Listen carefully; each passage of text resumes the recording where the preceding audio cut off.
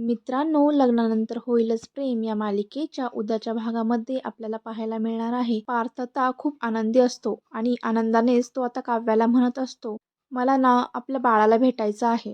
मला त्याच्या हातामध्ये असं असं म्हणता म्हणताच तो थांबतो आणि म्हणतो, सॉरी विसरतोच मी. मला ना तिचा छोटासा हात असा हातात घ्यायचा आहे. त्यावर काव्य आता पार्थला म्हणू लागते, अहो आता बोलता बोलता त्याच्या असं म्हणालात तुम्ही. मुलगा हवा होता ना तुम्हाला, पण आपल्याला मुलगी झाली आहे. दुसरीकडे आपल्याला पाहायला मिळणार आहे, रम्या आता खूप रडत असते आणि ती घरातलं सामान इकडं तिकडे फेकून देत असते आणि ती वसू आत्यांना म्हणत असते, सगळं संपलं आई. तेवढ्यातच आता नंदिनी तेथे येते. नंदिनी आता रम्याला म्हणत असते, जे आपलं असतं ना रम्या, ते आपल्याकडे येतंच आणि जर ते आपल्याकडे येत नसेल तर माणसाने समजून जावं की ते आपलं कधी नव्हतंच. असं म्हणत नंदिनी आता रम्याच्या हातामध्ये पेढा देते आणि तिथून निघून जाते.